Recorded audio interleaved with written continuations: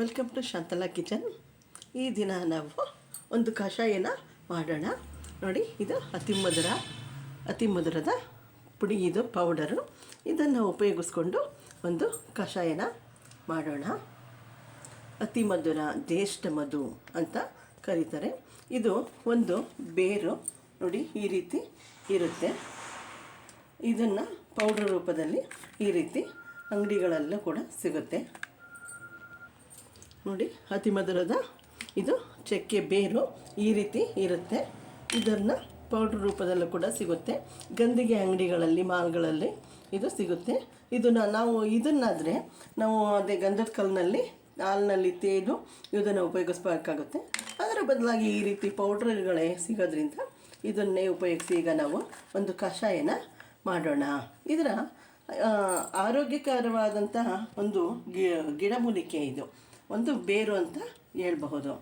ಅಂದರೆ ಇದರ ಅತಿಯಾದ ಸಿಹಿಯನ್ನು ಹೊಂದಿರೋದ್ರಿಂದ ಇದನ್ನು ಅತಿ ಮಧುರ ಅಂತ ಕರೀತಾರೆ. ಮತ್ತು ಇನ್ನೊಂದು ಹೆಸರೇನಪ್ಪ ಅಂದರೆ ಜ್ಯೇಷ್ಠ ಮಧು ಅಂತಲೂ ಕೂಡ ಕರೀತಾರೆ.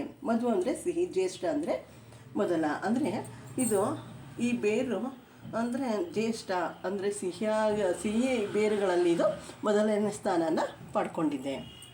ಇದಕ್ಕೆ ನಾವು ಕಲ್ಸಕ್ಕರೆಯನ್ನು, ಹಾಲನ್ನ ಉಪಯೋಗಿಸ್ಕೊಂಡು, ಈ ಪೌಡ್ರನ್ನು ಉಪಯೋಗಿಸ್ಕೊಂಡು ನಾವು ಒಂದು ಈಗ ಕಷಾಯನ ಮಾಡೋಣ. ನೋಡಿ, ಒಲೆ ಆನ್ ಮಾಡಿ ಅದರಲ್ಲಿ ಒಂದು ಬೌಲ್ನ ಇಟ್ಟಿದ್ದೀವಿ. ಈಗ ಅದಕ್ಕೆ ನಾನು ಇಲ್ಲಿ ಒಂದು ಅರ್ಧ ಲೋಟದಷ್ಟು ಹಾಲನ್ನ ಆ್ಯಡ್ ಮಾಡ್ತಾಯಿದ್ದೀನಿ. ಈಗ ಅದಕ್ಕೆ ಹಾಲನ್ನಷ್ಟೇ ನಾವು ನೀರನ್ನು ಕೂಡ ಆ್ಯಡ್ ಮಾಡೋಣ. ಇದು ಅತಿಯಾಗಿ ಗಟ್ಟಿಯಾಗಿದ್ದರೆ ಚೆನ್ನಾಗಿರಲ್ಲ.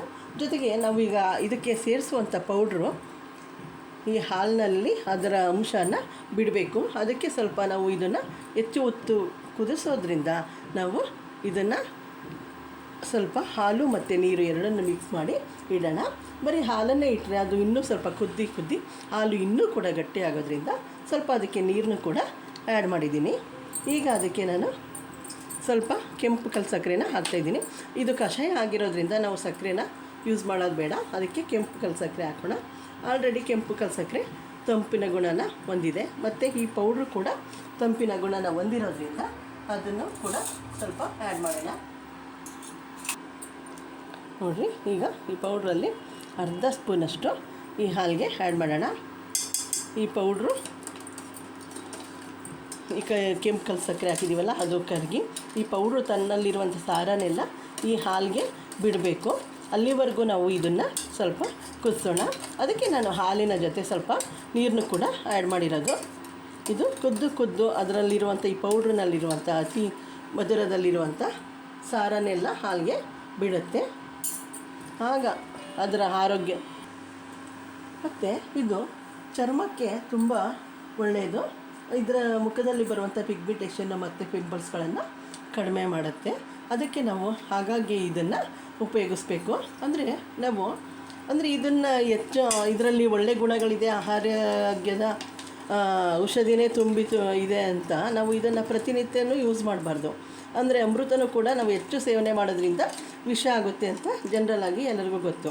ಅದರಿಂದ ನಾವು ಇದನ್ನು ವಾರಕ್ಕೊಮ್ಮೆ ಅಥವಾ 2 ದಿನ ಈ ರೀತಿ ಕಷಾಯನ ಮಾಡಿ ಆಗಾಗ್ಗೆ ಸೇವಿಸಿದ್ರೆ ಅಲ್ಲಿರುವಂಥ ಅಂಶಗಳು, ಅದರಲ್ಲಿರುವಂಥ ಒಳ್ಳೆಯ ಗುಣಗಳು ನಮ್ಮ ದೇಹಕ್ಕೆ ಸೇರುತ್ತೆ. ಮತ್ತು ಇದನ್ನು ಹಸಿ ಹಾಲಿನ ಜೊತೆ ಮಿಕ್ಸ್ ಮಾಡಿ ಮುಖಕ್ಕೆ ಹಾಕ್ಕೊಂಡ್ರೆ ಪಿಗ್ಮೆಂಟೇಷನ್ನು ಕೂಡ ಕಡಿಮೆ ಆಗುತ್ತೆ.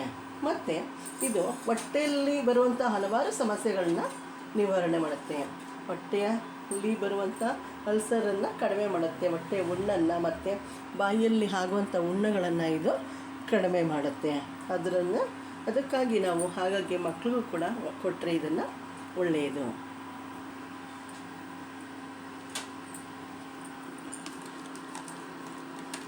ಈ ಅತಿ ಮಧುರದ ಪೌಡ್ರು ಹೊಟ್ಟೆಗೆ ತುಂಬ ಒಳ್ಳೆಯದು ಅಂತ ಹೇಳಿದೆ.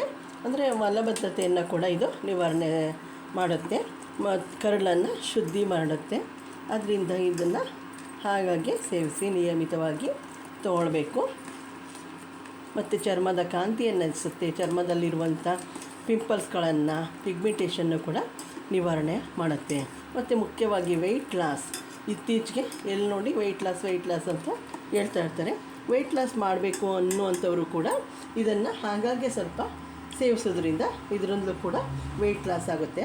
ಅಂದರೆ ಹೊಟ್ಟೆಯಲ್ಲ ಸಮಸ್ಯೆಗಳನ್ನ ನಿವಾರಣೆ ಮಾಡುತ್ತೆ, ಅಂದರೆ ಅದು ವೆಯ್ಟ್ ಲಾಸ್ಗೂ ಕೂಡ ಉಪಯೋಗ ಆಗುತ್ತೆ. ಮತ್ತು ಇದು ಲಿವರ್ನ ಕೂಡ ಶುದ್ಧಿ ಮಾಡುತ್ತೆ. ಮುಖ್ಯವಾಗಿ ನಮ್ಮ ದೇಹದಲ್ಲಿ ಲಿವರು ಒಂದು ಮುಖ್ಯವಾದ ಅಂಗ ಆಗಿರೋದ್ರಿಂದ ಅದರನ್ನು ಸಂರಕ್ಷಣೆಯನ್ನು ಕೂಡ ಮಾಡುತ್ತೆ. ಲಿವರ್ನ ಶುದ್ಧೀಕರಣ ಮಾಡುತ್ತೆ. ನೋಡಿ, ಆಲ್ರೆಡಿ ಈಗಾಗಲೇ ಹಾಲಿಗೆ ಅದರ ಸಾರನ್ನು ಬಿಟ್ಕೊಂಡು ಸ್ವಲ್ಪ ಥಿಕ್ನೆಸ್ ಬರ್ತಾಯಿದೆ, ಗಟ್ಟಿ ಆಗ್ತಾಯಿದೆ. ನೋಡಿ, ಕೆಮಿಕಲ್ ಸಕ್ಕರೆ ಆಲ್ರೆಡಿ ಕರಗಿದೆ. ಇದನ್ನು ಸೋಸ್ಕೊಂಡಾದರೂ ಕುಡಿಬೋದು, ಹಾಗೇನಾದರೂ ಕುಡಿಬೋದು, ಏನೂ ತೊಂದರೆ ಇಲ್ಲ. ಹಾಗೆ ಕುಡಿದ್ರೂ ಏನೂ ತೊಂದರೆ ಇಲ್ಲ, ಆರಾಮ್ಸೆ. ಇದು ಒಂಥರ ಇದರ ಸುಗಂಧ ಸಖತ್ತಾಗಿರುತ್ತೆ. ಒಳ್ಳೆ ಬಾದಾಮಿ, ಅಂದರೆ ಬಾದಾಮಿದು ಅಂತಲೂ ಹೇಳೋಕ್ಕಾಗೋದಿಲ್ಲ. ಇದನ್ನು ಮಾಡಿ ನೀವು ಕುಡಿದು ನೋಡಿ, ಆಗ ನಿಮಗೆ ಗೊತ್ತಾಗುತ್ತೆ. ಒಂಥರ ಸುಗಂಧ ಭರಿತವಾಗಿ ಇರುತ್ತೆ ಹಾಲು. ಆರಾಮ್ಸೆ ಮಕ್ಕಳು ಕೂಡ ಕುಡಿಬೋದು, ಎಲ್ಲರೂ ಕೂಡ ಕುಡಿಬಹುದು. ಮತ್ತು ಹಾಡುಗಾರರು ಮತ್ತು ಭಾಷಣಕಾರರು ಇದನ್ನು ಹೆಚ್ಚು ಉಪಯೋಗಿಸ್ತಾರೆ. ಸಂಗೀತಗಾರರು ಇದರ ಒಂದು ಸಣ್ಣ ಪೀಸನ್ನು ತಮ್ಮ ಬಾಯಿನಲ್ಲಿ ಚಾಕ್ಲೇಟ್ ರೀತಿ ಇಟ್ಕೊಂಡಿರ್ತಾರೆ ಅಂತ ನಾವು ಕೇಳಿದ್ದೀವಿ. ಅಂದರೆ ಇದರಲ್ಲಿ ರಸನ ಬಿಡ್ತಾ ಇದ್ದರೆ ಆಗ ಅವರ ಗಂಟಲು ಶುದ್ಧಿ ಆಗುತ್ತೆ ಮತ್ತು ಅದು ಬಾಯಾರಿಕೆಯನ್ನು ತಣಿಸುತ್ತೆ ಅಂತ ಹಾಡುಗಾರರು ಇದನ್ನು ಯಥೇಚ್ಛವಾಗಿ ಉಪಯೋಗಿಸ್ತಾರೆ.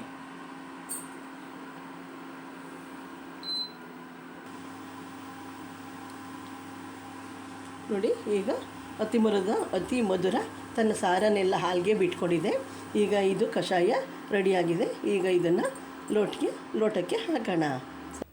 ನೋಡಿ, ಅತಿ ಮಧುರದ ಕಷಾಯ ರೆಡಿಯಾಗಿದೆ. ಇದಕ್ಕೆ ಸಕ್ಕರೆನ ಉಪಯೋಗಿಸ್ಬಾರ್ದು, ಇದಕ್ಕೆ ಕೆಂಪು ಕಲ್ ಸಕ್ಕರೆನ ಹಾಕಿದ್ದೀವಿ. ಇದನ್ನು ವಾರಕ್ಕೆ ಎರಡು ಬಾರಿನಾದರೂ ಸೇವಿಸಿ. ಇದರಿಂದ ಅದರಲ್ಲಿರುವಂಥ ಆರೋಗ್ಯಕರವಾದ ಗುಣಗಳು ನಮ್ಮ ದೇಹಕ್ಕೆ ಸೇರುತ್ತೆ. ನೀವು ನನ್ನ ವಿಡಿಯೋಗಳನ್ನು ನೋಡಿ ಲೈಕ್ ಮಾಡಿ, ಶೇರ್ ಮಾಡಿ, ಸಬ್ಸ್ಕ್ರೈಬ್ ಆಗಿ. Thank you for my video watching.